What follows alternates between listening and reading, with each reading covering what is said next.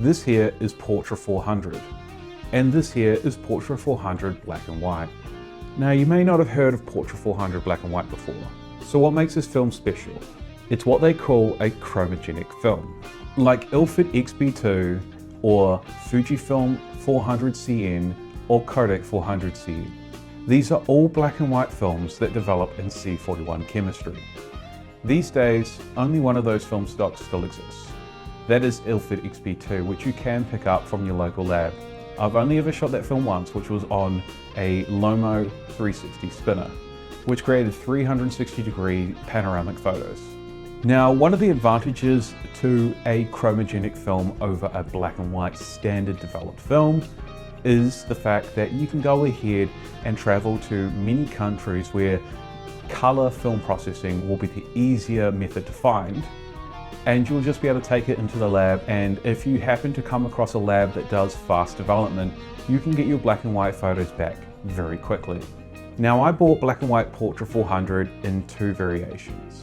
Now, the first batch here I got in 120 rolls. Now, with 120 rolls, I couldn't find any single rolls or small boxes. I had to pick them up for a batch of 20, which is 4 boxes of 5, and I got them off eBay. They were supposedly frozen.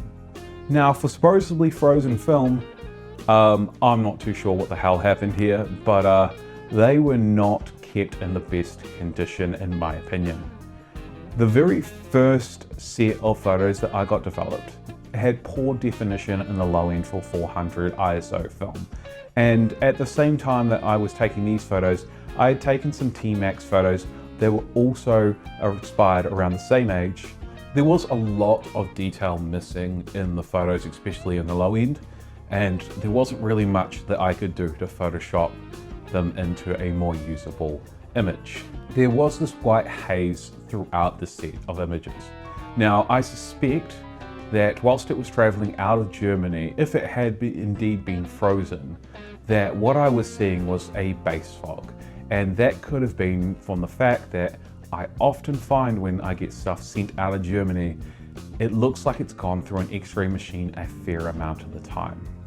So what I did is I went ahead and shot at 200 ISO on my next set of photos, and I got much more usable images. That being said, the images are still quite grainy, which is kind of concerning, considering the fact that if you actually read up on chromogenic films, they are supposed to have inherently less contrast and less grain.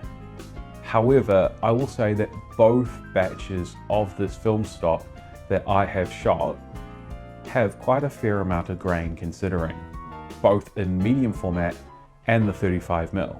Now, in regards to the 35mm that I've got here, I've only shot one of the 3 rolls so far.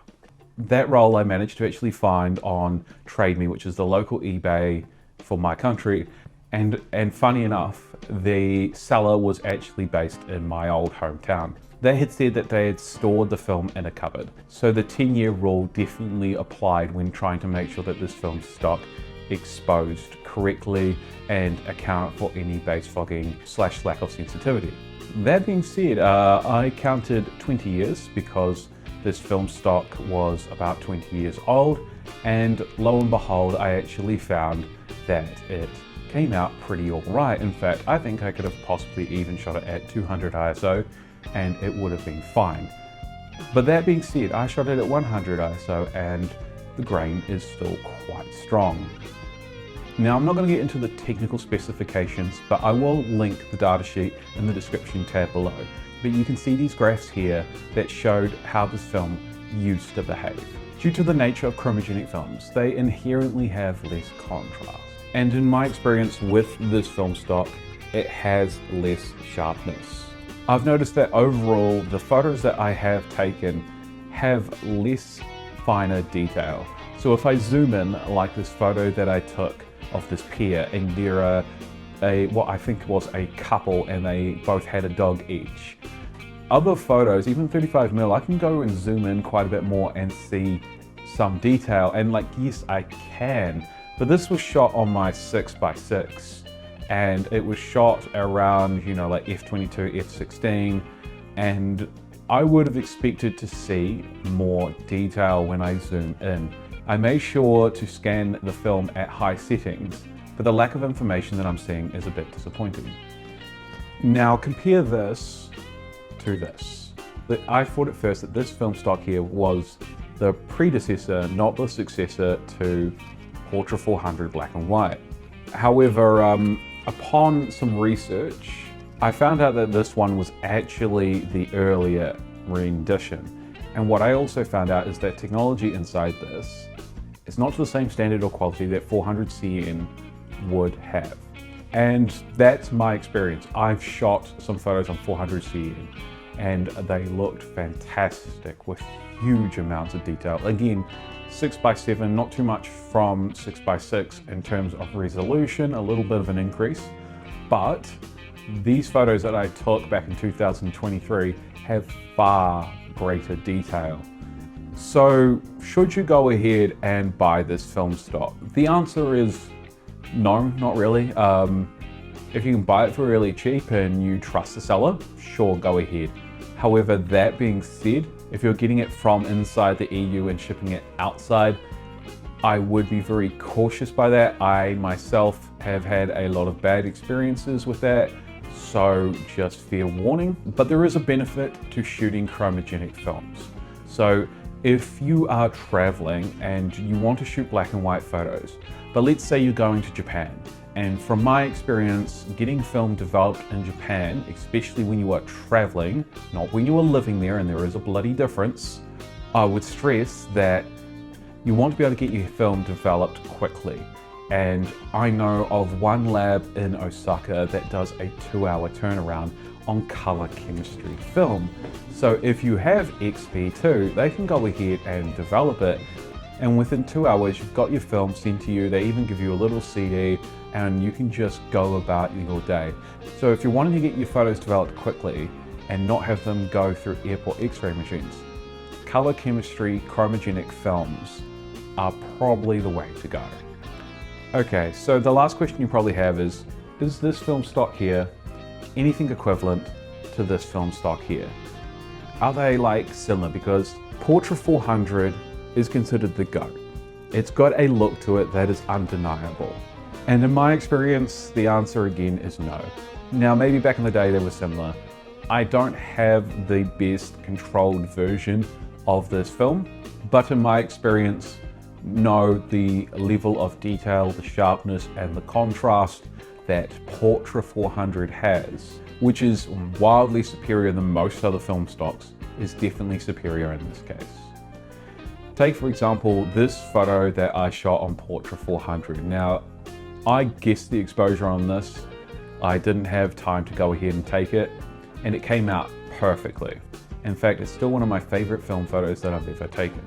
I don't think I have a photo on Portra 400 black and white that has anywhere the qualities that this shot has. Now, this isn't so much a thing about, oh, a perfect shot. This is just more the fact that the film stock makes the shot look good in my opinion. Whereas I just don't think that Portra 400 black and white does the same. So like I said before, I have 20 rolls of this. Now, I've shot 5 and I have 2 left. Well, should I say 3 left, because this one here I am going to use. Having a C41 film available is really good when I want to make a video where I need a quick turnaround, and my lab's 1 week turnaround time for black and white film does not fit my video schedule. So I have an upcoming video where I'm going to be shooting all my Mamiya's in May, which will drop the first weekend of June. So therefore I need a quick turnaround time, and that's the brilliance with this film stock. I can just go ahead and do a quick turnaround time because all I need to do is drop it off to the lab, and then about a few hours later they'll have it cut and ready for me. And then all I need to do is go ahead and scan it. That's it. And then, well, I mean, obviously edit it and just everything else, but it's a quicker turnaround time for me, and I'm not wasting days. Now, I didn't do a horrific amount of research for this video, but as you can see right here, this was the initial Portra family line. You had Portra 100T, which I've done a video for recently, your 160 VC, which I have shot, I've just never done a video for, You've also got your 400 VC and NC, which I have shot, and there are videos out there about those, and I may do one of those maybe next year. And then you've got your 800. There was no Portra 400 at the time. And then there was your Portra 400 black and white. Now, of those that still exist, you only actually technically have your Portra 800, because later on they would remove 400 VC black and white and NC and just have the Portra 400. And likewise with 160 VC and NC, they would go ahead and just make a Portra 160, and 100T would bite the dust. There is another film stock out there, Portra 400 UC, which I will go over in a future video where I show you every single Portra, but that isn't coming out this year and most likely will be a video for next year. I won't be doing a one-for-one comparison video, but just basically a much more thorough explainer of the history of each of those films when I come to do that video. Anyways, I hope this video has been informative for you. Until next time.